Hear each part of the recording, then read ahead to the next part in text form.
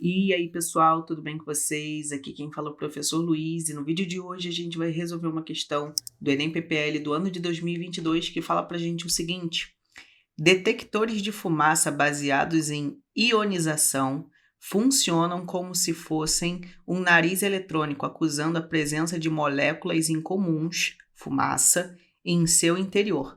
Dentro do aparelho, conforme esquematizado na figura, existe uma câmara de ionização aberta para o ar e preenchida com íons, formados pelos choques das moléculas do ar com as partículas emitidas pelo elemento químico americium. O americium expele no interior da câmara pequenas partículas radioativas chamadas de partículas alfa, que são núcleos de átomos de hélio. Com o choque são formados cátions e elétrons que transitam em direções opostas entre os dois eletrodos. Enquanto houver cátions e elétrons se movendo no interior da câmara, uma corrente se estabelece entre os eletrodos no circuito. E por se considerar que tudo está bem, o alarme permanece em silêncio. Entretanto, se um incêndio acontecer, partículas de fumaça entram no detector e começam a obstruir a câmara de ionização.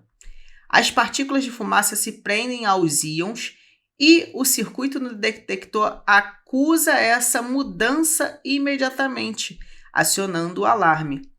Assim que o incêndio é controlado, a fumaça é removida. A câmara de detecção fica limpa e os íons voltam a se deslocar entre os eletrodos como antes. O circuito é desligado e o alarme para de tocar. Aí ele continua falando. O sensor percebe a fumaça quando ela interrompe o quê? Vamos lá, gente. O que a gente precisa analisar? Eu vou até dar uma aumentada para a gente poder ver melhor. Vamos ler as opções e ver o que ele está querendo dizer aqui nessa questão. Né? A gente tem aqui que, basicamente, esse circuito elétrico ele funciona de que maneira? Eu vou dar um zoom para vocês verem. A gente tem aqui o americium, que ele fica emitindo partículas, né? Alfa, e essas partículas acabam ionizando as partículas presentes no ar. E aí a gente tem alguns íons aqui, e esses íons ficam perambulando, dando para a gente uma corrente elétrica que fica nessa região aqui. E aí o circuito, né, esse sistema aqui, ele fica checando toda hora se a corrente elétrica ainda está ativa, né, se existe ainda corrente elétrica aqui. O que vai acontecer? Quando a fumaça entra, a fumaça entrou, ela vai se conectar às partículas, né, se conectar é meio complicado, mas tudo bem. Ela vai se conectar aos íons que estão aqui, e aí esses íons se conectando, eles vão deixar de ficar perambulando por ali, e aí não vai ter mais corrente elétrica. O circuito que está aqui bonitinho, ele vai falar assim, pô, não tem mais corrente elétrica, o que eu faço?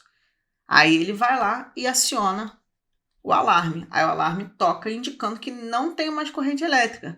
E isso só acontece em caso de incêndio, beleza? Vamos olhar as opções e ver o que elas estão dizendo para a gente.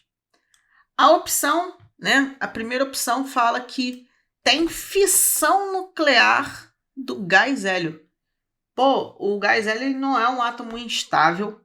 E, pô, fissão nuclear, gente. Fissão nuclear e fusão nuclear são duas reações químicas que exigem muita energia.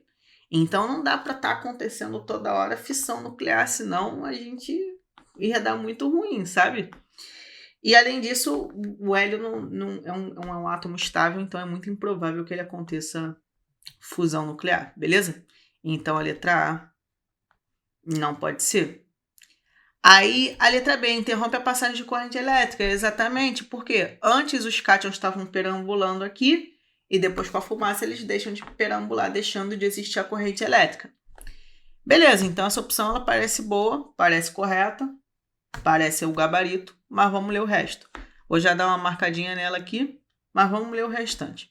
Transmutação das moléculas do ar. Ele está dizendo transmutação, gente, é um termo muito estranho, tá?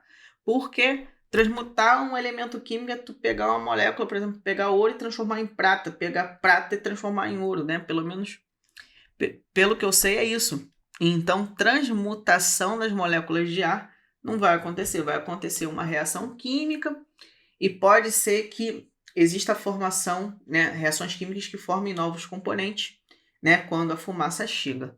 Mas não está acontecendo naquele momento aqui, né? Ou antes da fumaça chegar, as moléculas do ar não estão se transmutando, elas estão se ionizando, beleza? Então não pode ser a letra C. A letra D fala, ela interrompe o decaimento radioativo do ameriço. Na verdade, o decaimento do ameriço, ele está decaindo lá. Só que o que acontece? A fumaça, ela está se ligando aos íons, então está interrompendo a corrente elétrica. O ameriço ainda está continuando lá a jogar as partículas alfa dele, só que